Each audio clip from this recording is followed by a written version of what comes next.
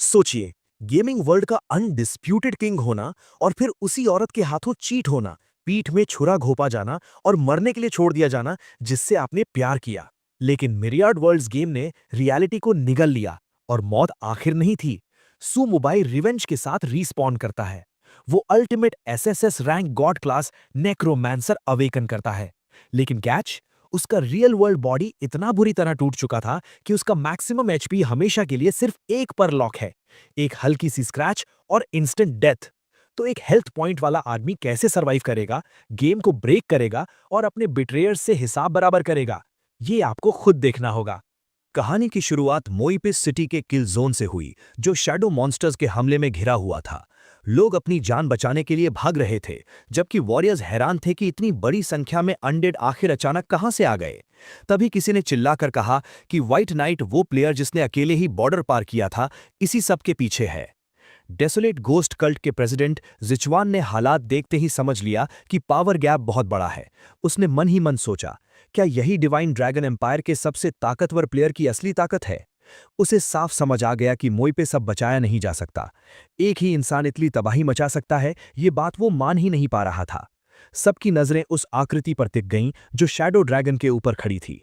सभी ने उसका नाम पुकारा, नेक्रोमैंसर व्हाइट नाइट। लोग उसे एक खौफनाक मॉन्स्टर कह रहे थे। वो रहस्यमयी शख्स जिसकी आंखें लाल चमक रही थीं, अपना स्टाफ उठाकर अपनी लीजन को और अधिक पावर खींचने का आदेश देता है। पावर की लहरें उमड़ती हैं, लेकिन वो ठंडे स्वर में कहता है, ये अभी भी काफी नहीं है। वो घोषित करता है कि मिरियड वर्ल्ड्स गेम द्वारा मिले इस नए जीवन में वो केवल और अधिक मजबूत होता रहेगा। वो कहता है कि एक समय ऐसा था जब उसके पास सिर्फ 1 पॉइंट एचपी बचा था, मौत के कगार पर खड़ा, और सिर्फ 1 साल की लाइफ स्पैन शेष थी। फिर भी वो बच गया और आज यहां तक पहुंच गया। दृश्य कई महीने पहले ब्लू स्टार के एक हॉस्पिटल में लौटता है। एक मरीज के पास कोई मेडिकल इक्विपमेंट एडजस्ट कर रहा है और उसे मुंबई कहकर पुकारते हुए चेतावनी दे रहा है कि अगर वो मर गया तो उसे ढूंढने की कोशिश ना करे। मरीज उस आवाज को पहचान लेता है, लियू रुयान। वो सोचता है, जब वो अभी जिंदा है तो वो इक्विपमेंट अनप्लग क्यों कर रही है? क्या उसे नहीं पता कि वो उसका फियांस्क है? लाल बालों वाली वो युवती बेहोश पड़े मुंबई से कहती है कि वो एक मरे हुए आदमी से अलग नहीं है और वो ये सब उसकी भलाई के लिए कर रही है। मुंबई हिल भी नहीं सकता, लेकिन पूरी तरह होश में है। उसे ये सब बेतुका लगता है। वो सू मुंबई, ब्लू स्टार का नंबर 1 प्लेयर, जिसकी कीमत ट्रिलियंस में थी, एक एक्सीडेंट के बाद वेजिटेबल बन चुका है। वो सब कुछ सुन सकता है, पर उसका शरीर जवाब नहीं देता। वो खुद से पूछता है, आखिर सब कुछ इस हालत तक कैसे पहुंचा? तभी उसका क्लासमेट जाओ हमेशा की तरह कमरे में घुसता है और पूछता है कि वो अब तक हिचकिचा क्यों रही है। क्या सच में उसे मुंबई से फीलिंग्स हो गई है? क्या वो प्लान पूरा नहीं कर पा रही? मुंबई के मन में सवाल उठता है, जाओ यहाँ क्यों है? जाओ उसके कमजोर पड़े शरीर के पास आता है और रुयान को याद दिलाता है कि मुंबई के माता पिता मर चुके हैं। जैसे ही वो मरेगा, वो अरबों की इनहेरिटेंस की लीगल एयर बन जाएगी। मुंबई अंदर ही अंदर सन्न रह जाता है और उन्हें कोसता है। जाओ रुयान को अपने करीब खींचते हुए स्वीकार करता है कि 5 साल पहले उसी ने उसे मुंबई के बिस्तर तक पहुंचाया था, ठीक इसी पल के लिए। वो कहता है, अगर उसने उस वक्त मुंबई को सीधे गाड़ी से कुचलकर मार दिया होता तो उन्हें इतना जटिल प्लान नहीं बनाना पड़ता। मुंबई को पछतावा होता है कि उसने इन्हें कभी अपने सबसे करीबी दोस्त समझा था। जाओ उसके चेहरे की ओर बढ़ता है और उसका ब्रीदिंग मास्क हटाने लगता है। वो हंसकर कहता है कि क्रैश के बाद भी जिंदा बच जाना उम्मीद से ज्यादा था, लेकिन अब तो आसमान भी उसे नहीं बचा सकता। वो मास्क खींचकर अलग फेंक देता है। नरक में जाओ। रुयान पूछती है कि वो इतनी जल्दी में क्यों है। अगर वो इतना ही बेचैन है तो कम से कम कमरा तो बदल लें। मरते हुए आदमी के सामने कुछ भी इंटिमेट करना बदकिस्मती लाता है। जाओ उसे अपनी बाहों में उठा लेता है, हंसते हुए कहता है, जरा इंतजार करो, अभी तो मैं संभालता हूं। वो मुस्कराकर उसे बैड बॉय कहती है। उधर मोबाइल जिंदगी से चिपका हुआ है। वो उन दोनों को मन ही मन श्राप देता है और समझ जाता है कि जिस दिन से वे मिले थे, उसी दिन से उसके खिलाफ साजिश रच रहे थे। वो किस्मत को कोसता है, जो उसे ऐसे शरीर में कैद किए हुए हैं जो हिल भी नहीं सकता। वो सोचता है, उसे यूं बेबस लेटे लेटे मौत का इंतजार क्यों करना पड़े।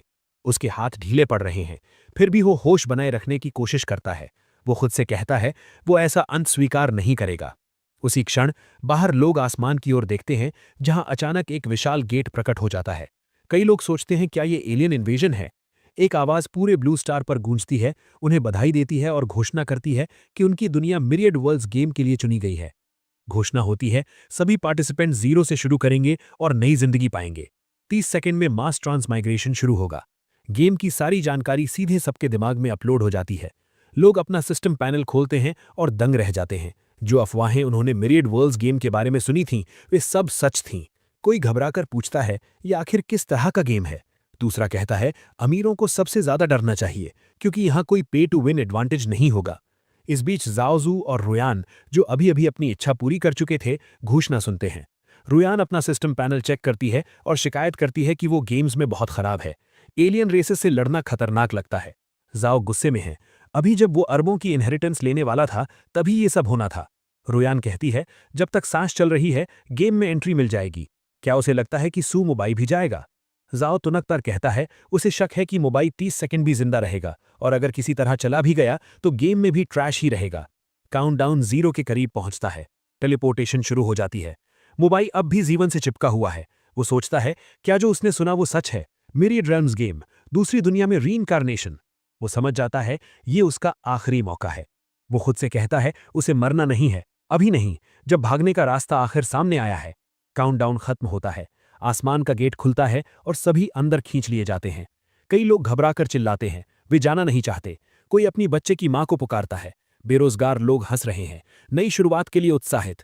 जब गिरना थमता है, कोई विशाल हॉल की जमीन पर पड़ा होता है। वो उठने की कोशिश करता है और समझ जाता है कि यह सपना नहीं है। वो फिर से हिल सकता है। वो मोबाई है। सिस्टम उसे ब्लू स्टार प्लेयर के रूप में मिरियड मॉल्स गेम में स्वागत करता है। उसका फिजिकल डेटा स्कैन होता है।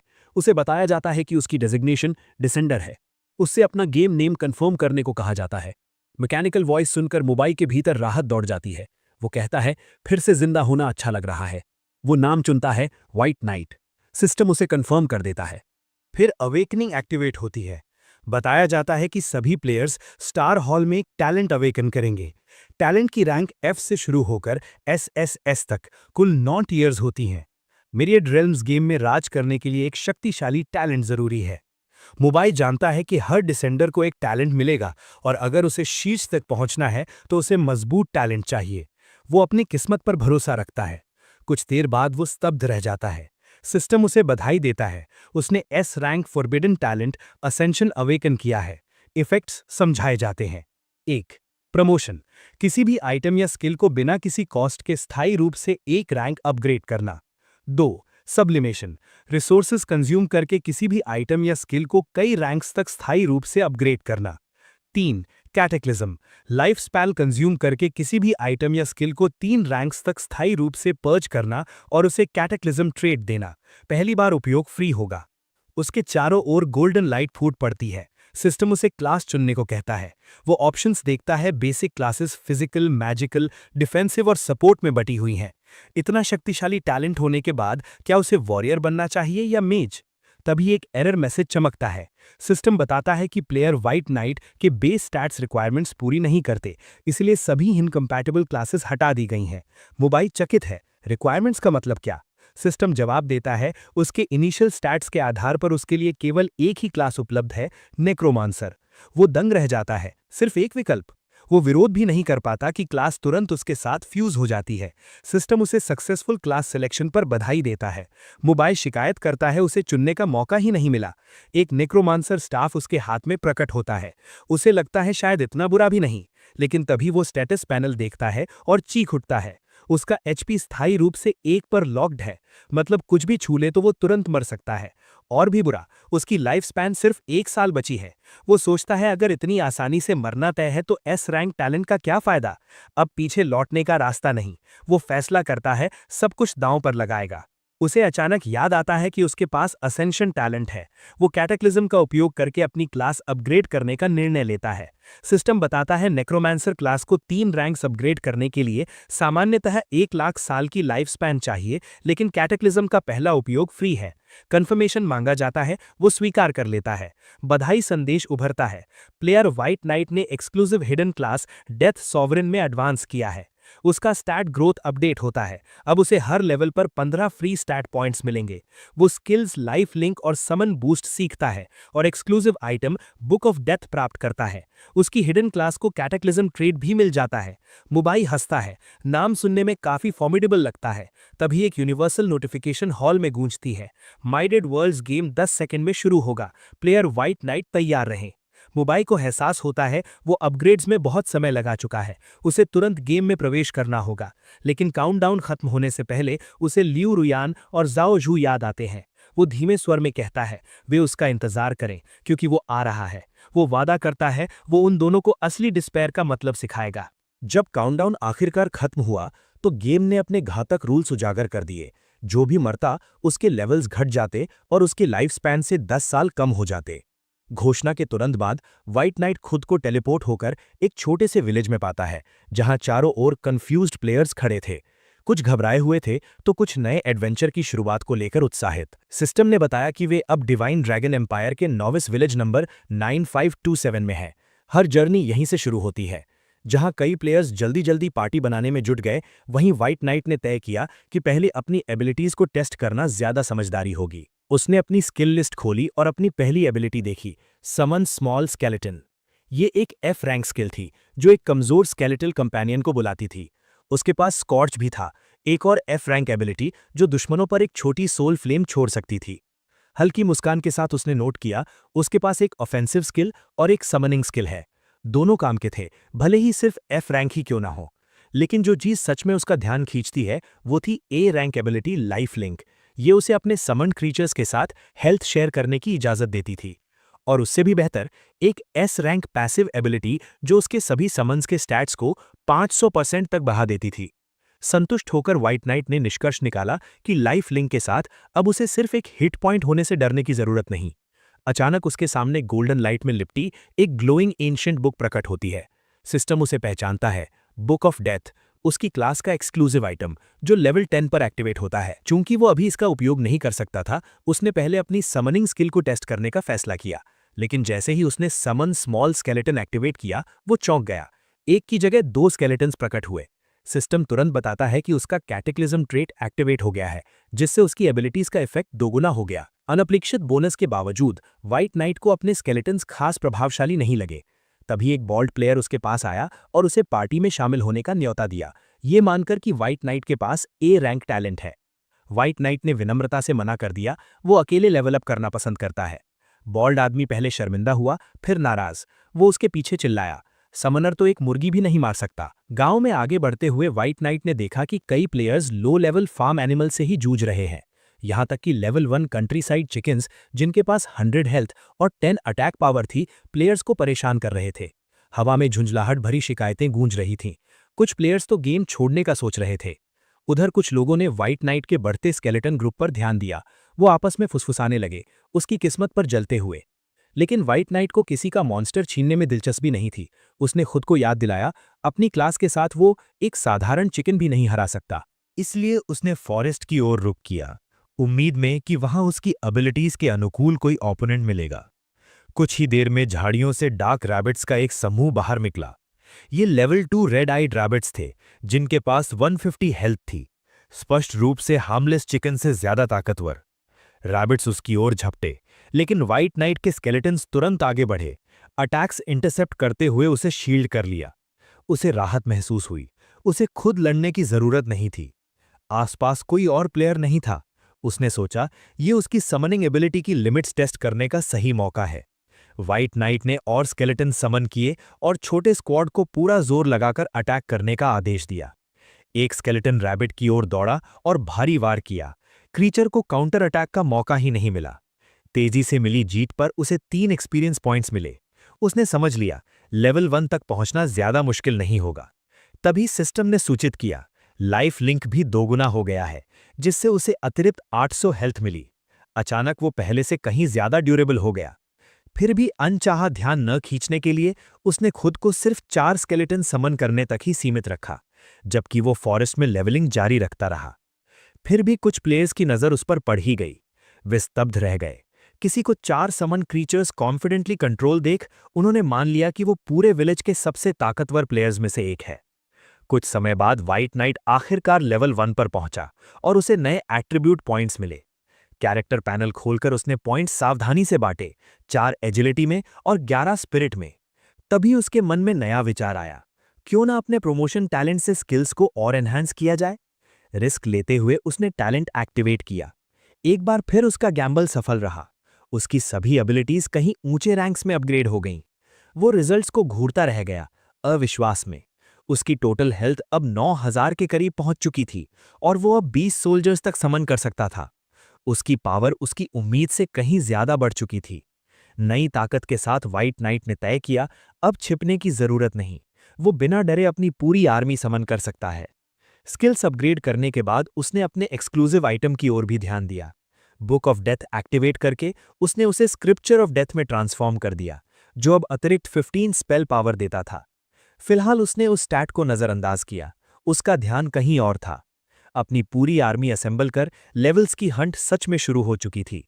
बिना एक पल गवाए उसने अपने स्केलेटन लीजन को फॉरेस्ट में दिखने वाले हर मॉन्स्टर पर अटैक करने भेज दिया। ज्यादा देर नहीं हुई कि एक विशाल क्रोधित फॉक्स सामने आ गया, लड़ाई के लिए तैयार। व्हाइट नाइट के चेहरे पर एक खतरनाक मुस्कान फैल गई। वो एक साथ अपने सभी 20 स्केलेटन समन करने को तैयार था। अपग्रेडेड स्किल्स की वजह से समनिंग टाइम घटकर सिर्फ 2 सेकंड्स रह गया था। पलक झपकते ही उसके स्केलेटन्स फॉक्स और आसपास के कैट डीमंस पर टूट पड़े, उन्हें आसानी से खत्म करते हुए। हर डिफीटेड एनिमी उसे 5 एक्सपीरियंस पॉइंट्स देता गया और लेवलिंग अचानक बेहद आसान हो गया। कुछ ही देर में वो लेवल 2 तक पहुंच गया। अपनी आर्मी की ताकत पर भरोसा करते हुए व्हाइट नाइट ने लीजन को आगे बढ़ने का आदेश दिया, रिलेंटलेस पुश जारी रखते हुए। आधे घंटे बाद वो गेम के पहले डंजन मिस्ट फॉरेस्ट पर पहुंचा। सिस्टम ने तुरंत उसे आगे के खतरों से सावधान किया और पूछा क्या वो अकेले प्रवेश करना चाहता है। बिना हिचकिचाए उसने कंफर्म किया, अपने वफादार स्केलेटन आर्मी की ओर इशारा करते हुए। फिर सिस्टम ने डिफिकल्टी लेवल चुनने को कहा, नॉर्मल से लेकर हेल तक। एक पल भी गवाए बिना व्हाइट नाइट पोर्टल की ओर बढ़ा और हेल सिलेक्ट कर लिया। अगले ही पल वो हेल मोड मिस्टवेल फॉरेस्ट में टेलीपोर्ट हो गया, जहां घना कोहरा हर चीज को निगल चुका था और विजिबिलिटी लगभग शून्य हो गई थी। लेकिन उसे खुद स्काउट करने की कोई जरूरत नहीं थी। उसने अपने मिनियंस को टारगेट ढूंढकर खत्म करने का आदेश दे दिया। स्केल्टन्स के साथ उसके मेंटल लिंक के जरिए जानकारी लगातार उसके दिमाग में उमड़ने लगी। आगे एक level 8 elite mist tree demon दिखाई दिया था। सुमुबाई ने उसी दिशा में देखा। उसके होठों पर ठंडी मुस्कान उभरी। लगता है बेट काम कर गया। सभी यूनिट्स पेड़ पर अटैक करो। मिस्ट ट्री डीमन ने बस अपना एक हाथ लहराया और एक स्केलेटन की भुजा तुरंत चकनाचूर हो गई। जैसा सोचा था, सुमुबाई ने आंखें संकरी की।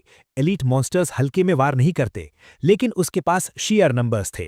कुछ ही पलों बाद सिस्टम की आवाज गूंजी, elite mist tree demon defeated, over level kill के लिए 50% बोनस ग्रांटेड। उसी क्षण उसके पीछे अचानक हलचल हुई। वो एक मिस्ट वाइन पाइथन था। सुमुबाई ने तुरंत रिएक्ट किया, आखिरी सेकंड में एम्बुश से बचते हुए। वो व्यंग से मुस्कुराया, स्नीक अटैक, ठीक है, तुम्हें रोस्ट करके खाऊंगा। कई तीखे एक्सचेंजेस के बाद सुमुबाई ने आखिरकार मिस्ट वाइन पाइथन को गिरा दिया। उसके मरते ही एक गियर ड्रॉप हुआ। दुर्भाग्य से वो लेदर आर्मर था, जो उसकी क्लास के लिए पूरी तरह बेकार था। जैसे जैसे वो डंजन के अंदर गहराई तक बढ़ता गया, उसका लेवल लगातार बढ़ता रहा और अंततः लेवल 5 तक पहुंच गया। हेल डिफिकल्टी सच में अपने नाम के लायक थी। ड्रॉप रेट्स पागलपन भरे थे। अब तक वो 3 पीसेस ऑफ इक्विपमेंट और 2 स्किल बुक्स उठा चुका था। अफसोस, उनमें से सिर्फ एक वुडन स्टाफ ही उसमें काम का था और उसके स्टैट्स बेहद कमजोर थे। उसे जल्द ही एक असली वेपन की जरूरत पड़ेगी। जैसे ही ये विचार उसके मन में आया, डेफ कोडेक्स अपने आप उड़कर बाहर आ गया। सिस्टम नोटिफिकेशन चमकी। ऑल एट्रीब्यूट्स 25 पॉइंट से बढ़ गए, साथ ही अनडेड यूनिट्स के खिलाफ बोनस डैमेज। सुमुबाई अनायास सोचने लगा, इस डंजन में तो अनडेड एनिमीज हैं ही नहीं। हाथ लहराते हुए उसने बुदबुदाया, इस गियर के साथ बॉस को टेस्ट कर सकता हूं। कुछ ही देर में एक silver rank mist wine Python king उसकी नजर में आया। उसके दोनों ओर 2 एनहांस्ड एलीट गार्ड्स खड़े थे। मुबाई ने तुरंत हिसाब लगाया, बॉस के पास अकेले 80,000 से ज्यादा एचपी और ऊपर से 2 गार्ड्स। क्या उसके समन्स टिक पाएंगे, ये सवाल था। भाड़ में जाए, सीधा सामने से अटैक करते हैं, देखते हैं क्या होता है, उसने आदेश दिया। सभी यूनिट्स चार्ज कर गए। सिर्फ एक एक्सचेंज के बाद उसके पास उसके बगल में सिर्फ एक स्केलेटन बचा था। फिर भी सुमुबाई मुस्कुराया, तुम चाहे जितना जोर से मारो, स्केलेटन स्वॉर्म से ज्यादा देर नहीं टिक पाओगे। 2.5 घंटे की ग्राइंडिंग वॉरफेयर के बाद दोनों गार्ड्स आखिरकार गिर गए। सुमुबाई ने माना इकट्ठा किया और हंसा। गार्ड्स डाउन, बॉस पर फोकस फायर। उसने एक बर्न स्पेल फेंका, फिर अचानक ठिठक गया। क्या बकवास, डैमेज इतना कम क्यों है? उस अटैक ने तुरंत पाइथन किंग को एनरेज कर दिया। हर बाइट में वो स्केलेटन्स को निगलता गया और उसकी विशाल पूंछ के एक स्वीप ने दर्जनों को साफ कर दिया। कोई विकल्प न बचा, सुमुबाई ने फ्रंट लाइन जिंदा रखने के लिए लगातार समन करना शुरू कर दिया। जैसे ही वो अगली चाल सोच रहा था, मिस्ट वाइन पाइथन किंग ने अचानक उस पर पॉइजन स्प्रे छोड़ दिया। तुम मजाक कर रहे हो, ये बॉस प्लेयर को टारगेट करना भी जानता है। जहर उसके पूरे शरीर पर फट पड़ा, फिर भी उसे 0 डैमेज हुआ। सुमुबाई के होठों पर मुस्कान तैर गई। शेयर्ड एचपी की वजह से उसका इफेक्टिव हेल्थ पूल पहले ही 1 लाख पार कर चुका था। बस इतना ही, तो मर जाओ। और एक और थका देने वाले 2.5 घंटे की लड़ाई के बाद पाइथन किंग आखिरकार ढह गया। सिस्टम नोटिफिकेशंस गूंज उठी। सुमुबाई को सोलो बॉस किल बोनस मिला। फिर पूरे विलेज में अनाउंसमेंट हुआ, congratulations, first player to solo a silver rank boss. आसपास खड़े प्लेयर्स तुरंत अविश्वास में फट पड़े। ये जरूर कोई रीइंकारनेटर है हैक्स के साथ। उसका टैलेंट कम से कम एस रैंक, शायद एसएसएस होगा। यहां तक कि वो ग्रुप भी जो अभी तक वॉकिंग चिकन से जूझ रहा था, बौखला उठा। हम मिलकर एक मुर्गी नहीं मार पा रहे और वो बॉस सोलो कर गया। किसी ने कड़वाहट से कहा, लगता है ट्रांसमिग्रेशन से पहले भी आम लोग वेज स्लेव्स थे और अब कैनन फॉडर।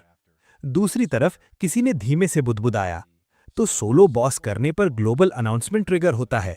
अगर पता होता तो मेपल को उस ब्लैक आयरन बॉस को सोलो करने देता। मेपल ने लाचार होकर सांस छोड़ी।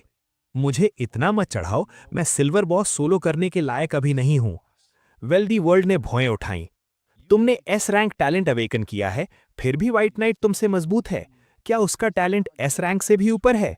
उनके टीममेट्स भी बोल पड़े, एस रैंक? ये तो पागलपन है। बिग सिस वेल्दी वर्ल्ड, क्या हमें उसे टीम में इनवाइट करना चाहिए? वेल्दी वर्ल्ड आत्मविश्वास से मुस्कुराई, क्यों नहीं, आज तक किसी आदमी ने मेरा इनविटेशन ठुकराया नहीं। घोषणा के कुछ सेकंड बाद ही मुबाई के इनबॉक्स में फ्रेंड रिक्वेस्ट्स की बाढ़ आ गई। उसने झुंझलाकर सांस ली। मुझे लेवल्स ग्राइंड करने हैं, प्ले डेट्स के लिए वक्त नहीं। उसने बिना हिचकिचाहे सब रिजेक्ट कर दिए। फिर उसकी नज़र पहले गिरे बेसिक सोल स्टोन्स पर पड़ी। हर एक 30 डेज की लाइफ स्पैन देता था। बिना सोचे उसने वहीं अपग्रेड कर दिए। गोल्डन लाइट चमकी और एक अल्टीमेट सोल स्टोन सामने आया। जैसा उसने सोचा था, 6 स्टोन्स मिलकर लगभग 2 साल की लाइफ स्पैन बन गए। मुफ्त में लाइफ फार्म करने की खुशी लत लगाने वाली थी। साफ था, उसे और सोल स्टोन्स जमा करने होंगे। फिर उसने नए गिरे गियर के ढेर की ओर देखा। सब में से सिर्फ एक पॉइजन रिंग काम की थी। अब उसकी अपग्रेडेड स्पेल्स पॉइजन डैमेज भी देंगी। मुबाई ने संतोष से सिर हिलाया। अगर रॉ डैमेज काफी नहीं तो पॉइजन कमी पूरी करेगा। पीछे स्केलेटन रैंक्स को देखते हुए वो थोड़ा खिन्न हुआ। इतने लो टियर बॉस पर इतने स्केलेटन्स खो देना मतलब समन्स अभी भी काफी मजबूत नहीं थे। अब उसके पास गोल्ड था, समय था ट्रांसेंडेंस आजमाने का और समनिंग स्किल को और आगे बढ़ाने का। लेकिन सिस्टम प्रॉम्प्ट देखते ही उसका दिल हल्का सा धड़क उठा। एक ट्रांसेंडेंस के लिए 5 गोल्ड कॉइन्स काफी महंगा था। फिर भी गोल्ड फिर से कमाया जा सकता है, उसे ये करना ही होगा। अगले ही पल समन लेसर स्केलेटन इवॉल्व होकर समन स्केलेटन सोल्जर बन गया। अब जो यूनिट्स बुलाए जा रहे थे वो फॉडर नहीं बल्कि स्केलेटन वॉरियर्स और स्केलेटन आर्चर्स थे। हाँ, ये गोल्ड सही जगह लगा। उनके स्टैट पैनल्स चेक करते ही मुबाई मुस्कुराया। अब ये असली कॉम्बैट पावर है। उसने हाथ उठाकर आदेश दिया, मिनियंस आगे एक्सप्लोर करो। सामने मॉन्स्टर्स पर नजर गड़ाकर उसने ठंडा आदेश दिया, गॉब्लिन्स हो या नहीं, रेंज्ड यूनिट्स, पहले एक पर फोकस फायर। उधर बिगिनर विलेज में हलचल मची हुई थी। कई टीम्स रिक्रूट कर रही थीं, दावा कर रही थीं कि लेवल 5 पहुंचते ही सब मिलकर मिस्टवेल फॉरेस्ट टैकल करेंगे। तभी एक मिडिल एज्ड आदमी आगे आया और ऊंची आवाज में बोला, ब्रदर्स, मैं डोमिनियन गिल्ड बनाना चाहता हूं और मिरियड वर्ल्ड्स गेम एक्सप्लोर करना चाहता हूं, कोई इंटरेस्टेड? तुरंत किसी ने ताना मारा, तुम खुद को समझते क्या हो, अभी लॉगिन किया है और वर्कर्स हायर कर रहे हो। बिना विचलित हुए उसने अपना स्टेटस पैनल खोला। A rank talent, born leader, उसे फ्री गिल्ड क्रिएशन देता था और गिल्ड जितनी मजबूत उसे उतना ही पर्सनल बूस्ट। ये देखते ही भीड़ का रवैया पलट गया। प्लेयर्स आगे बढ़कर ज्वाइन करने की गुहार लगाने लगे। उसी समय एक ग्लोबल पिंड अनाउंसमेंट उभरा, wealthy world, brother white night, क्या आप मेरा फ्रेंड रिक्वेस्ट एक्सेप्ट करेंगे? मुझे कुछ इंपॉर्टेंट बात करनी है। गांव में फिर शोर मच गया। मैंने दर्जनों मॉन्स्टर्स मारे, 100 कॉपर भी नहीं, और ये बिग स्पेंडर 10 गोल्ड सिर्फ मैसेज भेजने पर उड़ा रही है। और ये व्हाइट नाइट है कौन?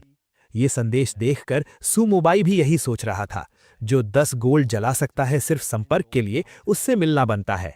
रिक्वेस्ट एक्सेप्ट करते ही वेल्दी वर्ल्ड ने पार्टी इनवाइट भेज दिया, गियर और स्किल्स की पूरी कवरेज और अप फ्रंट 100 गोल्ड पेमेंट का वादा। सुमुबाई को जाल की गंध आई। उसने सीधे पूछा, तुम्हारे पास इतना पैसा क्यों है और मैं तुम पर भरोसा क्यों करूं? उसका जवाब सीधा था। उसके पास SSS rank talent God of wealth था और उसके लिए पैसा सिर्फ नंबर्स थे। उसका स्टैट पैनल देखकर सुमुबाई भी दंग रह गया। ये गॉड ऑफ वेल्थ टैलेंट बेहिसाब ताकतवर था। फिर भी पार्टी में एक चलती फिरती एटीएम होने की कीमत होती है। टीम अप करने का मतलब रिस्ट्रिक्शंस और अपने ट्रम्प कार्ड्स एक्सपोज होने का जोखिम। थोड़ा सोचने के बाद सुमुबाई ने साफ मना कर दिया। फिलहाल वो सोलो ही रहना चाहता था। वेल्दी वर्ल्ड का चेहरा तुरंत उतर गया। क्या? उसने मुझे मना करने की हिम्मत की? बाकी लोग थोड़ी देर हैरान रहे, फिर कंधे उचकाए। तो क्या हुआ, उसके बिना भी लड़ सकते हैं, बस थोड़ा अंडर गियर्ड है और थोड़े धीमे। तभी वेल्दी वर्ल्ड को एक और मैसेज मिला। डील करने में इंटरेस्टेड? डील? जवाब सीधा था। मेरे पास स्पेयर गियर और स्किल बुक्स हैं जो मुझे नहीं चाहिए, तुम्हारी टीम को शायद चाहिए। ग्रुप तुरंत उत्साहित हो गया। कमाल है, वो गियर बेचना चाहता है। जल्द ही तय हुआ, अपने अपने टास्क खत्म करने के बाद ट्रेड करेंगे। मेपल साफ तौर पर उत्साहित था। वो गियर मिल गया तो मेरी कॉम्बैट पावर स्पाइक करेगी, फार्मिंग स्पीड कई गुना बढ़ जाएगी। उसी वक्त पास में एक ब्रॉन्ज रैंक बॉस स्पॉन हुआ। वेल्दी वर्ल्ड ने मेपल की ओर देखा। सोलो कर सकते हो? मेपल ने एक पल सोचा, फिर सिर हिलाया। हो जाना चाहिए। ठीक है, वेल्दी वर्ल्ड ने तुरंत फैसला किया। सारे हीलिंग पोशंस मेपल को दो, बाकी पार्टी से दूर हट जाओ, पेरीमीटर सिक्योर करो, कोई इंटरप्शन नहीं। इस बार सिस्टम अनाउंसमेंट हमारा होगा। वो धीरे से बोली, गो मेपल। मेपल ने स्पीयर कसकर पकड़ा। अंडरस्टूड। उसकी साफ एग्जीक्यूशन और सटीक मूवमेंट देखते हुए वेल्दी वर्ल्ड संतुष्ट मुस्कुराई। ये सोलो बॉस किल पक्का लग रहा था। इसी बीच मिस्टवेल फॉरेस्ट के दूसरी ओर सुमुबाई गॉब्लिन चीफ्टेन को गिराकर लेवल 6 पहुंच चुका था। पीछे पूरी स्केलेटन लीजन के साथ वो हेल डिफिकल्टी को प्रैक्टिकली स्टीम रोल कर रहा था। असल परेशानी सिर्फ लूट उठाने की थकान थी। तभी उसकी नजर एक एम्ब्लेम पर पड़ी, जिसके स्टैट्स हैरान करने वाले अच्छे थे। लेकिन जैसे ही उसने उसे इक्विप किया, जंगल की गहराई से गरज उठी। स्केलेटन सोल्जर्स का एचपी आधा हो गया और धुंध के पार एक गुस्सैल आवाज गूंजी। तुम निकम्बी हड्डियों, मेरी टेरिटरी में घुसने की हिम्मत? तुरंत सिस्टम अलर्ट आया। स्केलेटन सोल्जर्स की भारी मौजूदगी ने गॉब्लिन किंग की दबी हुई यादें जगा दी हैं। मिस्टवेल फॉरेस्ट का एग्जिट सील कर दिया गया है। डंजन से बाहर जाने के लिए गॉब्लिन किंग को हराना होगा। 2 मिनट के भीतर टारगेट डिफीट करने पर मिस्टवेल फॉरेस्ट की हिडन स्टोरी लाइन ट्रिगर होगी। आर्केन सिंबल से भरी स्क्रीन को देखते हुए मुबाई ने जीभ चटकाई। कमाल है, एग्जिट सील और मेरे समन्स ने हिडन इवेंट ट्रिगर कर दिया। अगर ऐसा है तो देख लेते हैं ये मॉन्स्टर कैसा है। गरज की दिशा में बढ़ते हुए वो जल्द ही गॉब्लिन किंग के डोमेन पहुंचा। वहां एक असामान्य रूप से विशाल गॉब्लिन खड़ा था, पेट बाहर निकला हुआ, बैटल एक्स लहराता हुआ। तुम्हारी हर सड़ी हुई हड्डी तोड़ दूंगा। स्टेटस पैनल खुलते ही मुबाई की आंखें सिकुड़ गईं। गोल्ड रैंक का बॉस, फ्रेंजीड स्टेट में, और उसे 2 मिनट में मारना है। मुश्किल है, लेकिन उसके चेहरे पर ठंडी मुस्कान फैल गई। असंभव नहीं। सभी यूनिट्स अटैक। अगले ही पल गॉब्लिन किंग ने पहले चार्ज किया। स्केलेटन लीजन उससे टकराई। एक क्रूर क्लैश भड़क उठा। गॉब्लिन किंग ने सिर पीछे फेंककर दहाड़ा। तुम्हारी बदबू से ही घिन आती है, मर जाओ हर एक। उसने बैटल एक्स जमीन पर दे मारा। परख झपकते ही बिजली फटी। 30 मीटर के रेडियस में विनाशकारी सर्ज फैल गया। मुबाई की नजर तेज हो गई। ये डैमेज मजाक नहीं था। कोई भी सामान्य लेवल 5 प्लेयर तुरंत खत्म हो जाता। तुम्हारी बदकिस्मती है, उसने ठंडे स्वर में कहा। तुम मुझसे टकराए हो। बर्न। गॉब्लिन किंग की आंखें खून सी लाल हो गई। घटिया कीड़े, मुझ पर एम्बुश। उसी समय स्केलेटन सोल्जर्स ने वेव्स में फेंट्स लॉन्च किए। बस फोकस फायर, मुबाई गुर्राया। मैं मानने वाला नहीं कि तुम नहीं गिरोगे। जैसे ही उसे लगा बॉस को घिसा जा सकता है, गॉब्लिन किंग ने अचानक हाथ घुमाया और उसके पीछे एक टेलीपोर्ट गेट फाड़कर खोल दिया। मेरी ट्राइब के वॉरियर्स, इन गंदी हड्डियों को धूल बना दो। क्षण भर में काउंटलेस गॉब्लिन्स बाहर उमड़ पड़े। कहीं स्पष्ट रूप से एलीट वेरिएंट्स थे। मुबाई का चेहरा गंभीर हो गया। रीइंफोर्समेंट्स बुलाना ही काफी बुरा था, ऊपर से वे सब बर्जर्क स्टेट में थे। अब मामला सच में मुश्किल हो गया था। तभी गॉब्लिन किंग ने उसकी आंखों में सीधा देखा। आवाज गुस्से से भारी थी। शापित नेक्रोमैंसर, मैं अपने लोगों को लेकर मिस्टवेल फॉरेस्ट में छिपा था। फिर क्यों तुम हमें अकेला नहीं छोड़ते? उसके शब्द पूरे भी नहीं हुए थे कि गॉब्लिन किंग आसमान में उछला और दहाड़ा। वॉरियर्स, इन्हें कुचल दो। शॉक वेव ने मुबाई को पीछे की ओर उछाल दिया, लेकिन शेयर्ड एचपी की वजह से वो किसी तरह खुद को संभाल पाया, मुश्किल से खड़ा रह सका। उसकी नज़र तुरंत सख्त हो गई। तो इसे जल्दी खत्म करना होगा। उसने हाथ तेजी से उठाया। पहले आर्चर्स को खत्म करो। Ranged units fire. बेहद बड़ी स्केलेटन लीजन से घिरे होने के कारण ज्यादा समय नहीं लगा। लगातार 10 गॉब्लिन वॉरियर्स गिर गए। गॉब्लिन किंग पूरी तरह बेकाबू हो गया, गुस्से में गरजता हुआ। नहीं, मैं नहीं गिरूंगा। मैं फिर कभी तुम्हारा स्लेव नहीं बनूंगा। उसी क्षण सिस्टम अलर्ट चमका। Congratulations to Maple Leaf for becoming the first player to solo a bronze rank boss. पहला किल अनाउंसमेंट उससे छिन गया था। मुबाई ने बस एक नजर डाली और तुरंत ध्यान वापस लड़ाई पर लगा दिया। जो भी हो, डिस्ट्रैक्शन का समय नहीं, फुल असॉल्ट। स्केलेटन आर्मी की रिलेंटलेस एडवांस के सामने गॉब्लिन फोर्सेस ढहने लगे, कदम दर कदम पीछे हटते हुए। आखिरकार गॉब्लिन किंग की ताकत भी चुक गई और वो जमीन पर गिर पड़ा। नहीं, मैं ये स्वीकार नहीं करता। अगले ही सेकंड गड़गड़ाती सिस्टम नोटिफिकेशन गूंजी। Solo gold rank boss defeated. और इस बार सोल स्टोन रिवॉर्ड उम्मीद से 2 स्टोन्स ज्यादा था। लेकिन मुबाई ने अचानक महसूस किया बॉस ने कोई गियर ड्रॉप नहीं किया। क्या ये किसी हिडन स्टोरी लाइन से जुड़ा था? उधर दूसरी तरफ काउंटलेस प्लेयर्स डोमिनियन टैलेंट के बफ्स का फायदा पाने के लिए गिल्ड ज्वाइन करने की कोशिश में चापलूसी कर रहे थे। किसी ने ताना मारा, वो मेपल बस लकी था, हमें सीधे गोल्ड रैंक बॉस पर जाना चाहिए। डोमिनियन ने बेबस होकर जवाब दिया, तुम मुझे क्या समझते हो, इनविंसिबल? जो भी दिखे उसे मार दूं। उसी वक्त एक और अनाउंसमेंट चमका। सू मुबाई ने सोलो एक गोल्ड रैंक बॉस मार दिया था। पूरी भीड़ सन्न रह गई। प्लेयर्स सोचने लगे, सू मुबाई ने आखिर कौन सी क्लास अवेकन की है? क्या ये सच में एसएसएस रैंक प्रोफेशन हो सकती है? मेपल, जिसने अभी अभी सिल्वर रैंक बॉस गिराया था, फिर से स्तब्ध रह गया। इस आदमी की ताकत डरावनी थी। वेल्दी वर्ल्ड ने मेपल के कंधे पर हाथ रखा और मुस्कुराई।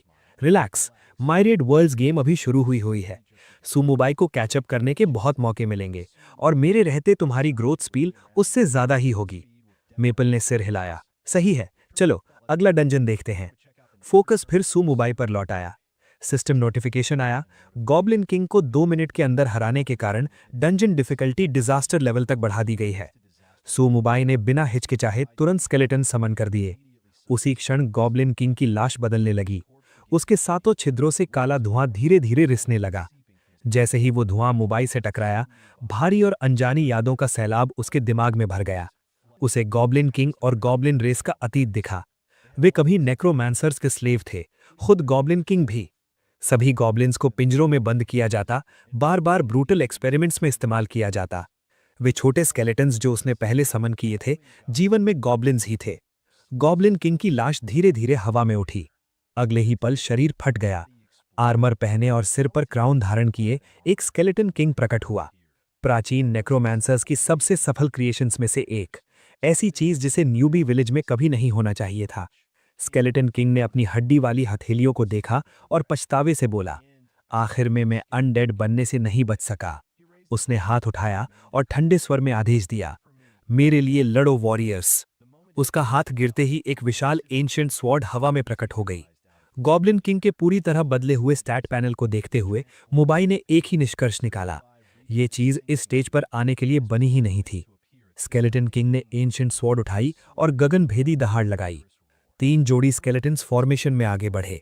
कुल 6 थे, लेकिन हर एक मुबाई के 4 मिनियंस के बराबर था। अचानक स्केलेटन किंग ने स्वॉर्ड मुबाई की ओर तान दी और गरजा, सभी दुश्मन अनडेड बनेंगे, हमारी तरह। मुबाई ये सोच ही रहा था कि सीधा भिड़े या नहीं, तभी सिस्टम ने एक और अलर्ट जारी किया। Hidden story line goblin Kings nightmare activated. Newbie village protection disabled. मृत्यु पर प्लेयर अपनी लाइफ स्पैन का 10% खोएगा, कम से कम 10 साल। चाहे सारे लाइफ स्टोन्स अब्सॉर्ब कर ले, काफी नहीं होगा। अगले ही सेकंड स्केलेटन किंग ने स्वॉर्ड नीचे गिराई और एक ही वार में 6 स्केलेटन वॉरियर्स मिट गए। मुबाई की नजर बर्फ जैसी ठंडी हो गई। उसने तुरंत फिर से समन कास्ट किया, लेकिन उसकी मौजूदा मैना के साथ वो सिर्फ 120 स्केलेटन वॉरियर्स ही बुला सकता था, और ये अब भी बिल्कुल काफी नहीं था। स्केलेटन किंग बनने के बाद गॉब्लिन किंग की डिफेंस आसमान छूने लगी। ना तो स्केलेटन वॉरियर्स और ना ही स्केलेटन आर्चर्स कोई इफेक्टिव डैमेज दे पा रहे थे। मुबाई ने तुरंत आकलन किया, अब सिर्फ एक ऑल और नथिंग गैम्बल ही बचा है। उसने सारे लाइफ स्टोन्स कंज्यूम कर दिए और डिजास्टर टीयर एवोल्यूशन की कॉस्ट कैलकुलेट की। जैसे ही एब्जॉर्प्शन पूरा हुआ, सिस्टम प्रॉम्प्ट सामने आया। स्किल अगर सी रैंक में म्यूटेट होता है तो 3 ब्रांचेस अनलॉक होंगी। समन स्केलेटन वॉरियर, समन स्केलेटन आर्चर और समन स्केलेटन मेज। Please choose. लेकिन उसके सामने जो खड़ा था वो गॉब्लिन किंग था। लो एचपी पर भी उसके पास टेरिफाइंग पावर थी। लो डिफेंस चॉइसेस जैसे आर्चर्स या मेजेस तुरंत ढह जाते। मोबाई ने बिना एक पल गंवाए समन स्केलेटन वॉरियर चुन लिया। अगले ही क्षण डिजास्टर ट्रेट एक्टिवेट हो गया। स्केलेटन वॉरियर की मैक्स एचपी 500% बढ़ गई। अटैक पावर 100% बढ़ गया। सिर्फ एक सी रैंक स्किल पर इतना भयानक बूस्ट, मोबाई के चेहरे से सारी टेंशन गायब हो गई। अब जब वो स्केलेटन वॉरियर समन कर सकता था तो देखना था कि असली नंबर्स किसके पास हैं। अगले ही सेकंड 2 विशाल स्केलेटन वॉरियर्स ग्रेट सोर्ड्स थाने समनिंग सर्कल से बाहर निकले। सुमुबाई ने आदेश दिया, उस चीज को गिरा दो। दोनों स्केलेटन वॉरियर्स अपनी ग्रेट सोर्ड्स घसीटते हुए सीधे गॉब्लिन किंग की ओर टूट पड़े। बाकी स्केलेटन आर्मी ने फुल फायर पावर खोल दी और गॉब्लिन किंग द्वारा समन किए गए स्केलेटन्स तुरंत मिटा दिए गए। सुमुबाई ने अपना स्टाफ फिर घुमाया। 2 और स्केलेटन वॉरियर्स बैटलफील्ड में उतर आए। अपनी फोर्सेस को एक एक कर कटते देख स्केलेटन किंग फ्रेंजी में चला गया और गरजा, तू इनसिग्निफिकेंट इंसेक्ट स्केलेटन्स को कंट्रोल करने की हिम्मत करता है, असली स्केलेटन किंग मैं हूं। मोबाई ने नोटिस किया गॉब्लिन किंग ने अपनी डिफेंस घटाकर पावर एम्पलीफाई की है। वो हंसा, गॉब्लिन किंग क्यों परेशान हो रहे हो, तुम बस अपनी मौत तेज कर रहे हो। अनगिनत स्वॉर्ड स्ट्राइक्स की बारिश के बीच गॉब्लिन किंग की दूसरी जिंदगी भी खत्म हो गई। वो घुटनों के बल गिर पड़ा। उसकी आंखों की सोल फायर धीरे धीरे बुझने लगी। मैं ये स्वीकार नहीं करता। अचानक सुनहरी रोशनी आसमान में फूट पड़ी। गॉब्लिन किंग के 2,70,000 एक्सपीरियंस पॉइंट्स उमड़कर मोबाई में समा गए और वो एक और लेवल अप हो गया। साथ ही सर्वर वाइड अनाउंसमेंट गूंज उठा।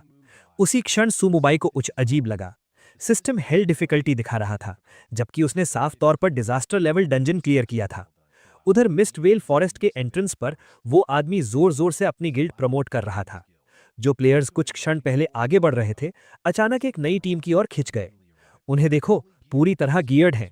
किसी ने फुसफुसाया, और बीच में कौन है पता है? Wealthy world. ये नाम सुनते ही सब समझ आ गया। होंगटू के मन में जिज्ञासा जागी। वो उस प्लेयर को देखना चाहता था जिसकी रेपुटेशन उससे भी आगे निकल चुकी थी। दोनों की नजरें हवा में टकराईं और वे डंजन एंट्रेंस पर आमने सामने आ गए। होंगटू ने पहले बात की, चूंकि हम सब यहां हैं, एक वेजर हो जाए? वेल्दी वर्ल्ड में रुचि से पूछा। और गिल्ड मास्टर होंगटू क्या दाव लगाना चाहेंगे? चलो बेट करते हैं कि मिस्ट वेल फॉरेस्ट सबसे पहले कौन क्लियर करता है। होंगटू बोला, मेरा टैलेंट और तुम्हारी वेल्थ परफेक्ट मैच है। कोऑपरेट ना करना बेवकूफी होगी। अगर मैं फर्स्ट क्लियर ले आया तो तुम मेरी गिल्ड ज्वाइन करोगी, और अगर तुम पहले क्लियर कर गई तो मेरी गिल्ड भविष्य में तुम्हारी एक टास्क पूरी तरह असिस्ट करेगी। वेल्दी वर्ल्ड ने तुरंत स्टेक्स बढ़ा दिए। 1 नहीं, 3 टास्क्स। होंगटू आत्मविश्वास से हंसा, डील। उसी वक्त सिस्टम नोटिफिकेशन गूंज उठा, कंग्रेचुलेशंस टू सुमुबाई for achieving the first clear of mist well forest. अचानक आई इस अनाउंसमेंट ने दोनों को स्तब्ध कर दिया। क्या? होंगटू का चेहरा तुरंत काला पड़ गया। फिर से सुमुबाई। अभी जो वेजर हुआ था अब मजाक जैसा लग रहा था। होंगटू ने झेंपते हुए कहा, चूंकि नॉर्मल डिफिकल्टी का फर्स्ट क्लियर जा चुका है तो हार्ड पर बैट करते हैं। वो बात पूरी भी नहीं कर पाया था कि लगातार सिस्टम अनाउंसमेंट्स पूरे न्यूबी विलेज में गूंज उठी। Congratulations to player White Knight for achieving the first clear of Mist Vale Forest on Hell difficulty. Congratulations to White Knight for becoming the first player to solo kill a Dark Gold boss. दृश्य देखकर होंगटू दांत पीसने लगा। कुछ कहे बिना वो मुड़कर चला गया। कॉटल कैंडी ने सिर टेढ़ा कर वेल्दी वर्ल्ड से पूछा, सिस्टर क्या हम अंदर जा रहे हैं? वेली वर्ल्ड ने सिर हिलाया, जल्दी नहीं, फर्स्ट क्लियर तो जा चुका है, थोड़ा इंतजार करने में क्या हर्ज है। असल में वो सुमुबाई के बाहर आने का इंतजार कर रही थी ताकि अंदर जाने से पहले उनकी ट्रेड पूरी हो सके। उसी समय न्यूबी विलेज नंबर 8888 में एक प्लेयर लंबी तलवार थामे हेल डिफिकल्टी पर mist well forest solo challenge कर रहा था, लेकिन गॉब्लिन किंग के सामने उसे बढ़त नहीं मिल रही थी। अनाउंसमेंट देखते ही वो बुदबुदाया, फिर से मुबाई? उसने आखिर कौन सा टैलेंट अवेकन किया है? मैं तो कब से इस गॉब्लिन किंग से लड़ रहा हूं और अभी तक गिरा नहीं पाया। दूसरी तरफ जाओ शू ने वो नाम देखा। उसके मन में अचानक एक जानी पहचानी भावना उभरी। उसने रुयान की ओर मुड़कर धीरे से पूछा, रुयान क्या ये वही नहीं जो पहले तुम्हारे पीछे पड़ा रहता था? अब नाम जाना पहचाना क्यों लग रहा है? उनकी फ्लर्ट के बीच वो अचानक ठिठक गई, जैसे कुछ याद आ गया हो। ये नाम किसी की याद दिलाता है। फिर उसकी आवाज में यकीन बढ़ गया, हाँ वही है, वो गेम्स खेलते समय हमेशा यही नाम इस्तेमाल करता था। जाओ शू ने अविश्वास में सिर हिलाया। असंभव, वो तो मर चुका होना चाहिए। ऑक्सीजन ट्यूब हमने खुद निकाली थी, और वैसे भी इस नाम का इस्तेमाल बहुत लोग करते हैं, ये सिर्फ कोइंसिडेंस होगा। फिर अचानक उसके मन में एक विचार आया, अगर सच में वो वही लड़का है तो मामला और आसान हो जाएगा। क्या वो पहले उसके पीछे पागल नहीं था? उसे फिर से ल्योर करना सब कुछ सुलझा देगा। लू रुयान ने सहमति में सिर हिलाया। सही कहा, मेरे चाम के सामने वो कोई भी हो, फर्क नहीं पड़ता। उसी समय मोबाई ने सफलतापूर्वक स्केलेटन किंग गॉब्लिन किंग को हरा दिया और एक बिल्कुल नई अचीवमेंट अनलॉक की। वो ब्लू स्टार रीजन का पहला ऐसा प्लेयर बन गया जिसने अकेले ही डिजास्टर टियर डंजन को क्लियर किया। रिवॉर्ड्स में एक प्रोफेशन बुक, एक एस रैंक स्किल बुक और एक एपिक ग्रेड इक्विपमेंट शामिल थे। रिवॉर्ड्स को देखकर मोबाई ने एक ठंडी हंसी हंसी। जैसा कि एक डिजास्टर टियर डंजन से उम्मीद थी, इसका पे ऑफ सच में बहुत ही शानदार था। उसने तुरंत अपनी इन्वेंट्री खोली और उस नई स्किल को लर्न कर लिया। ये स्किल उसे लाशों से डेथ एनर्जी एक्सट्रैक्ट और स्टोर करने की एबिलिटी देती थी। हर एक्सट्रैक्शन की एक मैक्सिमम लिमिट थी, इसमें कोई कंजम्पशन नहीं लगता था और ये तुरंत उसकी एचपी या मैना को रिस्टोर कर सकती थी या फिर किसी समन्ड यूनिट को एनहांस करने के लिए यूज की जा सकती थी। इस एबिलिटी के साथ मोबाई को अब मैना कंजम्पशन की चिंता करने की जरूरत नहीं थी। भले ही उसकी बस एक बूंद एचपी बची हो, वो बिना किसी हिचकिचाहट के एंडलेसली समन करने के लिए डेथ एनर्जी पर रिलाई कर सकता था। उसने स्किल को एक टियर अपग्रेड किया, जिससे वो तुरंत इवॉल्व होकर एक एसएस रैंकिंग टियर स्किल बन गई। फिर मोबाई अपने पीछे पड़े स्केलेटन किंग के अवशेषों की ओर मुड़ा और बुदबुदाया, चलो इसकी शुरुआत तुम पर टेस्ट करके करते हैं। एक ही पल में हड्डियों से डेथ एनर्जी का सैलाब फूट पड़ा। पूरे 320 पॉइंट्स डेथ एनर्जी एब्जॉर्ब हो गए, जिससे स्टोरेज कैप तुरंत भर गया। ये देखकर मोबाइल सोच में पड़ गया। क्या ऐसा इसलिए था क्योंकि वो क्रीचर पहले से ही अनडेड था, इसलिए उसकी डेथ एनर्जी इतनी डेंस थी? ठीक उसके बाद उसके सामने एक शानदार चमकता हुआ मैजिक रोब दिखाई दिया, शायद ब्लू स्टार रीजन का पहला एपिक ग्रेड आइटम। बदकिस्मती से इसे यूज करने से पहले अप्रेजल की जरूरत थी और इसकी कॉस्ट पक्का बहुत ज्यादा होगी, इसलिए उसने अभी के लिए इसे स्टोर कर लिया। तभी उसे एक बात का एहसास हुआ। वो तेजी से बिखरी हुई हड्डियों की तरफ गया और उनमें तलाश करने लगा, सोचते हुए, मैंने तुम्हें 2 बार मारा है, ऐसा हो ही नहीं सकता कि तुमने कुछ भी काम का ड्रॉप ना किया हो। मैं ये सब इकट्ठा करके उस लड़की को बेच दूंगा। जैसा कि मोबाइल ने एक्सपेक्ट किया था, ये सचमुच एक बहुत बड़ा लूट एक्सप्लोजन था। Gold, gems, dark gold equipment, serial books, B rank skill books. कमाल है, इसने तो बेसिकली गॉब्लिन किंग का पूरा स्किल पूल ही खाली कर दिया। उसी पल तीनों स्किल बुक्स एक साथ चमकने लगीं। एक सिस्टम नोटिफिकेशन आया, चूंकि आपके पास समन स्केलेटन वॉरियर, समन स्केलेटन आर्चर और समन स्केलेटन मेज है, ये स्किल्स अब मर्ज होकर समन एडवांस स्केलेटन स्किल फ्यूजन बन जाएंगी। ये कुछ ऐसा था जिसकी उसे उम्मीद नहीं थी, लेकिन मोबाइल ने तुरंत इसे अपग्रेड करना चूज किया। स्किल पैनल चेक करने पर उसे एहसास हुआ कि नई स्किल ने पिछली स्किल्स को ओवरराइड कर दिया है, जबकि आर्चर और मेज ब्रांचेस अभी भी लॉक्ड थीं। ऐसा लग रहा था कि एक और अपग्रेड की जरूरत होगी। एडवांसमेंट रिक्वायरमेंट्स को रिव्यू करने के बाद मोबाइल ने डिसाइसिवनेस के साथ नो कंजम्पशन ऑप्शन को सिलेक्ट किया। आखिर उसके पास अभी वेस्ट करने के लिए ना तो स्पेयर गोल्ड था, ना ही लाइफ स्पैन। तभी हवा में से एक ब्लू स्फीयर प्रकट हुआ। हैरानी की बात यह थी कि ये क्वेस्ट आइटम था, हेल्स क्रिस्टल बॉल। सिस्टम ने पूछा, क्या आप क्वेस्ट हेल्स लेगेसी एक्सेप्ट करते हैं? ध्यान दें, ये एक्सट्रीम डिफिकल्टी वाला एपिक टियर क्वेस्ट है, कृपया सावधानी से आगे बढ़ें। हेल्स क्रिस्टल बॉल को एक्सेप्ट करने से इसकी सील आंशिक रूप से हट जाएगी और ये टेम्परेरी आपके इक्विपमेंट के रूप में बाइंड हो जाएगा। यदि रिजेक्ट किया तो क्रिस्टल बॉल स्पेस को चीरते हुए किसी और चोजन वन को खोजेगी। तो ये हिडन स्टोरी लाइन का असली रिवॉर्ड था।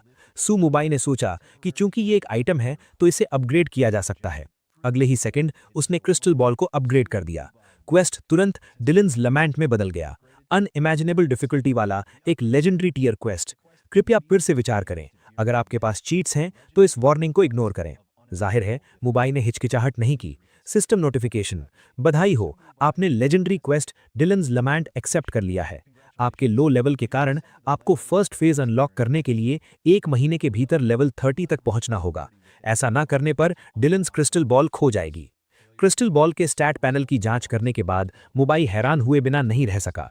स्पेट क्रिटिकल बोनस बेतुकी स्तर पर पावरफुल था। ये सब उसकी उम्मीदों से कहीं बढ़कर था और अब आखिरकार वेल्दी वर्ल्ड से पर्सनली मिलने का समय आ गया था। इस बीच डंजन एंट्रेंस पर मार्शमैलो ने बेचैनी से पूछा, वेल्दी वर्ल्ड, हम अंदर कब जा रहे हैं? अंकल काफी देर से अंदर हैं। वेल्दी वर्ल्ड ने बस अपना सिर हिलाया, जल्दी नहीं है, थोड़ा और इंतजार करते हैं। और वाकई 2.5 सेकंड से भी कम समय बाद सुमुबाई टेलीपोर्टेशन गेट से बाहर निकला। उसे देखते ही वेल्दी वर्ल्ड तुरंत मुस्कुराते हुए उसके पास गई। ब्रदर नाइट, आप आखिरकार बाहर आ ही गए। सुमुबाई ने मन ही मन सोचा, क्या वो वाकई यहाँ इंतजार कर रही थी? अपने मुंह पर एक हाथ रखते हुए वेल्दी वर्ल्ड फुसफुसाई, क्या आप गुड्स लाए हैं? कहीं और चलकर ट्रेड करें। मुबाई ने बेबसी से जवाब दिया, जरूरत नहीं है, हम यहीं करेंगे। उसने लापरवाही से हाथ हिलाया और सेवरल स्केलेटन वॉरियर्स को समन किया, जिन्होंने उनके चारों ओर एक टाइट सर्कल बना लिया। ये नजारा देखकर वहां मौजूद हर कोई सदमे में था। इसे अपनी आंखों से कंफर्म करने के बाद वेल्दी वर्ल्ड को अब और भी पक्का यकीन हो गया, वो बिल्कुल एक SSS रैंक प्लेयर था। उसने तुरंत उसकी चापलूसी की। ब्रदर व्हाइट नाइट, आपकी स्ट्रेंथ सच में टेरिफाइंग है। सुमुबाई ने साफ लहजे में कहा, सामान बहुत ज्यादा है, क्या तुम ये सब खुद ले सकती हो? उसकी कंफर्मेशन मिलने के बाद इक्विपमेंट का एक पहाड़ जमीन पर गिर पड़ा, जिससे पास खड़े सभी लोग पूरी तरह सन्न रह गए। वेल्दी वर्ल्ड भी अपने ऑफर के साथ उतनी ही सीधी थी। Black iron gear 5 silver coins each, bronze gear 20 silver coins each, earth tier skill books 20 gold coins each. जैसे ही उसने बोलना खत्म किया, उसने उसे सिक्कों की एक थैली थमा दी।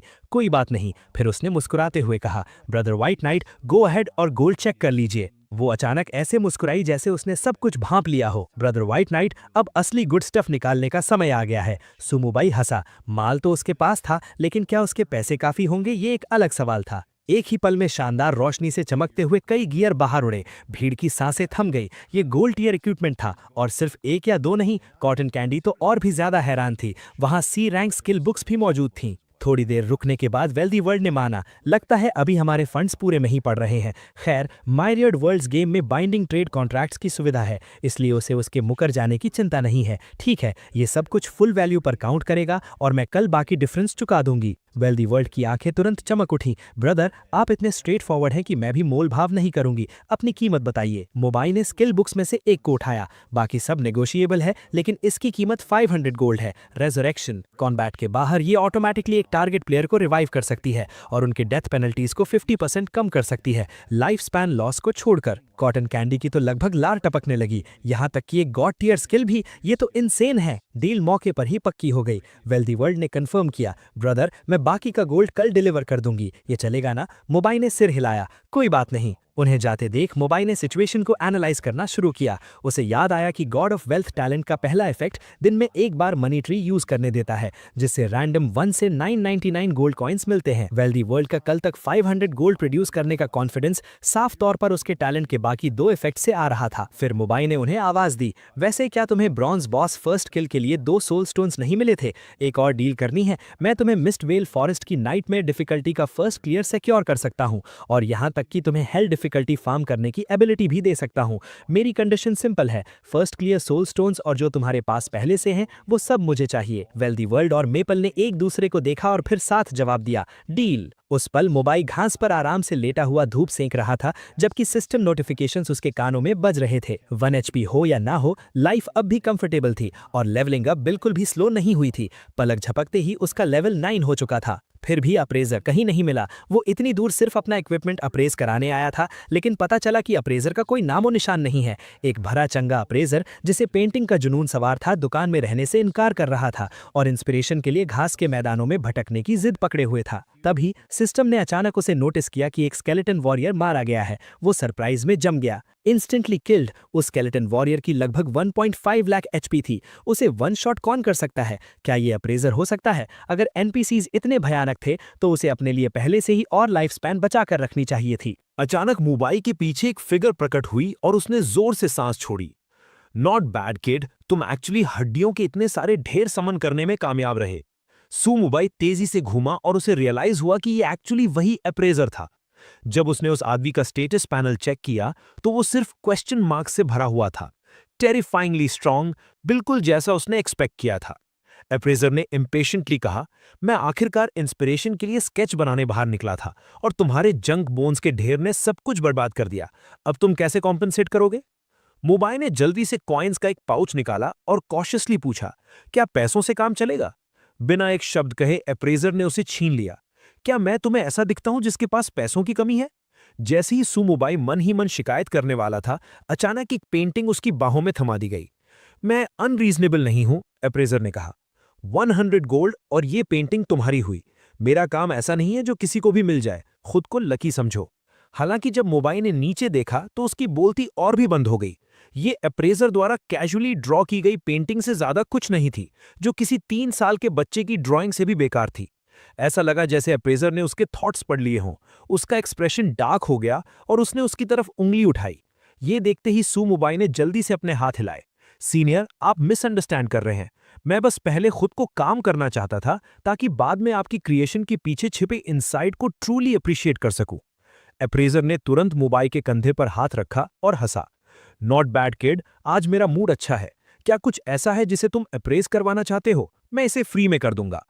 अगले ही पल डार्क गोल्ड टीयर इक्विपमेंट के कई पीसेस अप्रेजर की आंखों के सामने फ्लोट करने लगे। वो एक पल के लिए जम गया और फिर बोला, तुम्हारे पास रियल स्ट्रेंथ है और किस्मत भी डैम गुड है। हालांकि अंदर ही अंदर वो कर्स कर रहा था। 4 डार्क गोल्ड आइटम्स को अप्रेज करने के 100 गोल्ड, ये तो मैसिव लॉस था। एक हेल्पलेस एक्सप्रेशन के साथ अप्रेजर ने स्पेल्स चैंट करना शुरू किया। शैडो बूट्स इक्विप होने पर ये automatically skill ghost step grant करते हैं। बोन आर्मर वेरर के चारों ओर स्केलेटल आर्मर समन करता है, जो डैमेज रिडक्शन और 300% डैमेज रिफ्लेक्शन इफेक्ट देता है। बोन ग्रेट स्वॉर्ड, इसमें हेवी स्ट्राइक आता है जो अटैक्स को ट्रिपल डैमेज ट्रिगर करने का चांस देता है। Necklace of the dead attack से कर्स सप्लाई करते हैं जो टारगेट के फिजिकल और मैजिकल डिफेंस को 100 पॉइंट्स कम कर देता है, और skill fear of the dead grant करता है जो फियर बेस्ड डीबफ्स के इफेक्ट्स को 50% तक रिड्यूस करता है। अप्रेजल खत्म करने के बाद अप्रेजर जाने के लिए मुड़ा। नॉर्मली मैं इनमें से किसी एक के लिए भी 100 गोल्ड चार्ज करता हूं। किड, आज तुम्हारी लॉटरी लग गई, लेकिन बस अब बहुत हो गया। अगली बार अपनी हड्डियों के ढेर को मुझसे दूर रखना और मेरी स्केचिंग बर्बाद करना बंद करो। ये सुनते ही मोबाई ने जल्दी से उसे रोका। अप्रेजर इम्पेशेंटली वापस मुड़ा। अब क्या है ब्रैट, मुझे मत बताना कि तुम्हारे पास अभी भी अप्रेज करने के लिए डार्क गोल्ड गियर बचा है। मोबाई ने अपना सिर खुजाया और मुस्कुराया। सीनियर, एक्चुअली एक और है, एक epic grade item. Dark gold appraisals पहले से ही एक्सपेंसिव थे, तो उससे हायर टियर का कुछ और भी महंगा होगा। चूंकि अभी फ्री था तो उसे चांस लेना ही था। अनएक्सपेक्टेडली अप्रेजर ने अपनी पीठ फेर ली। मैंने कहा था कि ये फ्री है और मैं तुमसे चार्ज नहीं करूंगा, लेकिन मेरा अप्रेजल स्किल लेवल इतना लो है कि मैं उस चीज को आइडेंटिफाई नहीं कर सकता। मोबाइल जम गया। आप इसे अप्रेज नहीं कर सकते। अप्रेजर ने नाक सिकोड़ी। मैं स्टार्टर विलेज में बस एक पार्ट टाइम अप्रेजर हूं। एपिक गियर अप्रेज ना कर पाना, क्या ये बात सेंस नहीं बनाती? मोबाइल ने इस बारे में सोचा और एक्चुअली ये सही था। अप्रेजर ने अचानक ऐड किया, किड, कैसा रहेगा अगर मैं तुम्हें अप्रेजल सिखा दूं? मोबाइल के चेहरे पर तुरंत मुस्कुराहट आ गई। ये इनक्रेडिबल था। अब से उसे अप्रेजल्स पर पैसे खर्च करने की जरूरत नहीं पड़ेगी। अप्रेजर ने अचानक एक स्लाई ग्रिन दी और हाँ में सिर हिलाया। जरूर, लेकिन इसकी कुछ ट्यूशन कॉस्ट लगेगी। उसने 5 उंगलियां उठाईं। 5? नहीं, 500। बोलते हुए उसने एक स्पेशली क्राफ्टेड कॉइन हवा में उछाला। हाँ, लेकिन इस तरह के होने चाहिए, एंशिएंट गोल्ड कॉइन्स। मोबाइल को खुशी की एक लहर महसूस हुई। उसे याद आया कि जब कॉपर कॉइन्स अपग्रेड किए गए थे तो वो एंशिएंट कॉपर कॉइन्स बन गए थे। उस लॉजिक से upgraded gold coins naturally ancient gold coins बन जाएंगे। एक कॉन्फिडेंट लुक के साथ अप्रेजर मुड़ा और चलने लगा। कॉइन्स इकट्ठा करने में समय लो। तभी सूरुवाई ने एक हिडन क्वेस्ट ट्रिगर किया, कलेक्ट एंशिएंट गोल्ड कॉइन्स, जिसका रिवॉर्ड था सेकेंडरी स्किल बेसिक अप्रेजल। जब तुम इन्हें इकट्ठा कर लो तब मेरे पास आना। जैसे ही उसने बोलना खत्म किया, सुमुबाई ने उसे रोकने के लिए आवाज लगाई। अप्रेजर इम्पेशेंटली वापस मुड़ा। अब क्या है ब्रैट? उसने कॉइन्स का पूरा पाउच उठाकर दिखाया। सीनियर, जरा इसे देखिए। अप्रेजर जम गया। डिसबिलीफ में बार बार चेक करने लगा। तुम्हारे पास इतने एंशिएंट एंशिएंट गोल्ड कॉइन्स कहां से आए? उसका रिएक्शन देखकर मोबाइल जान गया कि काम हो गया। वो मुस्कुराया। तो सीनियर, क्या अब आप मुझे अप्रेजल सिखा सकते हैं? अप्रेजर जोर से हंस पड़ा और उसकी तरफ एक स्किल बुक उछाल दी। हा किड, तुमने सच में मुझे सरप्राइज कर दिया। रखो इसे, ये तुम्हारी हुई। इसके बाद वो तुरंत गायब हो गया, सिर्फ एक आखिरी बात कहते हुए, किड, जब तुम 10,000 एंशिएंट गोल्ड कॉइन्स इकट्ठा कर लो तो मेरे पास फिर आना, मैं तुम्हें एक और बड़ा सरप्राइज दूंगा। हिडन क्वेस्ट ऑफिशियली एक्टिवेट हो गया था। मोबाइल सोचे बिना नहीं रह सका कि वो बूढ़ा एक्चुअली काफी इंटरेस्टिंग था, अभी भी कुछ छिपा रहा था। लेकिन सिर्फ एक बेसिक अप्रेजल क्लियरली उसके लिए काफी नहीं था। अपग्रेड। एक सिंगल थॉट के साथ सू मोबाइल ने अल्टीमेट अप्रेजल मास्टर कर लिया और hidden secondary profession appraisal unlock कर लिया। सू मोबाइल ने खुद से बुदबुदाया, अब चीजों को अप्रेज करने के लिए इतना काफी होना चाहिए, है ना? अनएक्सपेक्टेडली पहला ही अप्रेजल अटेम्प्ट फेलियर में एंड हुआ। सिर्फ 10% सक्सेस रेट के साथ सू मोबाइल ये सोचने पर मजबूर हो गया कि क्या उसकी किस्मत सच में इतनी खराब थी। हार मानने से इनकार करते हुए उसने बार बार अप्रेस करना शुरू कर दिया। 2.5 घंटे बाद सू मोबाई ने आखिरकार हार मान ली। फाइन, तुम जीते, मैं अभी के लिए अप्रेजिंग से बस करता हूं। उसी वक्त एक सिस्टम नोटिफिकेशन पॉपअप हुआ जो एक विल्डरनेस ट्रेजर चेस्ट की डिस्कवरी अनाउंस कर रहा था। अचानक दूर पहाड़ी से गोल्डन लाइट का एक धमाका हुआ। मोबाई की आंखें चमक उठीं। आज का दिन सच में सरप्राइजेस से भरा था। अगर चेस्ट हाई लेवल मॉन्स्टर्स द्वारा गार्ड किया गया तो रिवॉर्ड्स मैसिव होंगे। कुछ ही देर में वो लोकेशन पर पहुंच गया, सिर्फ ये देखने के लिए कि चेस्ट के आसपास की जमीन प्रेरी वुल्फ्स के पैक से भरी हुई थी। जैसा कि एक्सपेक्टेड था, ये चेस्ट ऑर्डिनरी बिल्कुल नहीं था। अपने हाथ के इशारे के साथ कई स्केलेटन वॉरियर्स प्रकट हो गए। ऑल राइट बॉयज, काम पर लगने का वक्त आ गया है। उसने सोचा था कि ये आसान जीत होगी, लेकिन अचानक पीछे से भेड़ियों की चिल्लाहट गूंज उठी। एक ही पल में बेशुमार स्टार्विंग वुल्व्स हर दिशा से उमड़ पड़े, जिनमें कई एलीट वेरिएंट्स भी थे। मोबाई ने अपनी आईब्रो उठाई। क्या मुझे नंबर्स से ओवरवेल्म करने की कोशिश कर रहे हो? तो चलो देखते हैं किसके पास ज्यादा है। फुल स्केल क्लैशेस के कई राउंड्स के बाद वुल्व्स की संख्या क्लियरली कम होने लगी। जल्द ही सू मोबाई की एंडलेस स्केलेटल आर्मी ने उन्हें पूरी तरह साफ कर दिया। ये देखकर सू मोबाई हंसे बना नहीं रह सका। वो स्टार्विंग वुल्व्स कुछ खास नहीं थे। उनके सफाई से पहले उसकी स्केलेटल आर्मी पूरी तरह फॉर्म भी नहीं हुई थी। एक ही पल में एक्सपीरियंस पॉइंट्स की एक भारी लहर उसके शरीर में दौड़ गई। नतीजतन मोबाई माइंड वर्ल्ड्स गेम के रीजन में लेवल 10 तक पहुंचने वाला पहला प्लेयर बन गया और उसे टाइटल मिला फार अहेड। फिर वो धीरे धीरे ट्रेजर चेस्ट की तरफ बढ़ा, ये सोचते हुए कि क्या इस तरह का विल्डरनेस चेस्ट अपग्रेड किया जा सकता है। अगले ही सेकंड एक सक्सेसफुल अपग्रेड नोटिफिकेशन गूंज उठा। ऐसा लग रहा था कि प्लेन्स की ये ट्रिप वाकई वेल वर्थ इट रही थी। एक unlocked golden treasure chest discover हुआ है, क्या आप इसे ओपन करना चाहेंगे? सू मोबाई ने बिना किसी हिचकिचाहट के उसे ओपन करना चूज किया। कॉन्ग्रेचुलेशंस, आपने एक gold grade item withered would staff obtain किया है। कॉन्ग्रेचुलेशंस, आपने एक gold grade treasure map obtain किया है। मोबाई अपने आप मुस्कुराया। उसने एक्सपेक्ट नहीं किया था कि एक ट्रेजर मैप भी ड्रॉप होगा। बदकिस्मती से मैप पर marked original destination beginner village के बाहर था। उसी पल सिस्टम ने एक और अलर्ट इशू किया। आपका लेवल बिगिनर विलेज कैप तक पहुंच गया है। कृपया विलेज चीफ को लोकेट करें और अपनी असाइंड सिटी में ट्रांसफर हों। अब आप यहां एक्सपीरियंस गेन नहीं करेंगे। तो लेवल 10 वाकई कट ऑफ था। अब और रुकने का कोई रीजन नहीं था। मोबाइल ने पहले विलेज चीफ को विजिट करने का फैसला किया और रास्ते में उसने ट्रेजर मैप को अपग्रेड कर दिया, जिससे वो डार्क थॉर्न में ट्रांसफॉर्म हो गया। सिस्टम ने रूट मार्क किया, जिसका डेस्टिनेशन जिंगली सिटी के बाहर विल्डरनेस में लोकेटेड था, और उसे ट्रेजर हंट शुरू करने के लिए वहां जाने का इंस्ट्रक्शन दिया। ये देखकर वो थोड़ा हेल्पलेस फील करने लगा। अभी के लिए ये डिस्टेंस तय करना बहुत मुश्किल था। इस बीच मिस्टवेल फॉरेस्ट के एंट्रेंस पर हेजेमिनी स्क्वाड संतुष्ट चेहरों के साथ बाहर निकला। थोड़ी ही देर में एक सिस्टम अनाउंसमेंट हुई। हेजेमिनी गिल्ड को मिस्टी लैंड डंजन का हार्ड डिफिकल्टी पर फर्स्ट क्लियर सिक्योर करने के लिए बधाई। आसपास के प्लेयर्स ईर्ष्या भरी नजरों से देख रहे थे। उसी पल होंगटू ने सभी को तैयार होने और नाइटमेयर डिफिकल्टी को चैलेंज करने के लिए प्रिपेयर होने का ऑर्डर दिया। जैसे ही उसने बोलना खत्म किया, वेल्दी वर्ल्ड की टीम डंजन से बाहर निकली और तुरंत एक सिस्टम अनाउंसमेंट हुई। प्लेयर वेल्दी वर्ल्ड को बधाई, जिन्होंने अपनी टीम को नाइटमेयर डिफिकल्टी का फर्स्ट क्लियर सिक्योर करने के लिए लीड किया। इस नज़ारे ने होंगटू को मौके पर ही सन्न कर दिया। उसका चेहरा उतर गया और उसने सवाल किया, तुम लोग नाइटमेयर डिफिकल्टी इतनी जल्दी कैसे क्लियर कर सकते हो? वेल्दी वर्ल्ड ने बस एक ठंडी हंसी हंसी और शांति से जवाब दिया, बस गुड लक। उसके सबॉर्डिनेट्स में से एक के फुसफुसाकर समझाने पर होंगटू को असलियत समझ आई। उसने सामने घूरा और गुर्राया, तो ऐसी बात है, व्हाइट नाइट के सारे टॉप गियर और skill books exclusively wealthy world को बेचे गए थे, है ना? जितना वो इस बारे में सोचता गया, उतना उसे गुस्सा आता गया। दांत पीसते हुए वो गुर्राया, उसे स्पेशल ट्रीटमेंट क्यों मिल रहा है? मैं उसे इसकी कीमत चुकाने पर मजबूर कर दूंगा। जैसे ही वेल्दी वर्ल्ड अपनी टीम को रेस्ट करने और हेल डिफिकल्टी रन के लिए प्रिपेयर करने का ऑर्डर देने वाली थी, अचानक एक ब्लू प्लैनेट रीजनल अनाउंसमेंट आया। प्लेयर व्हाइट नाइट को बधाई, जिन्होंने ब्लू प्लैनेट रीजन में लेवल 10 तक पहुंचने वाला पहला प्लेयर बनने के लिए।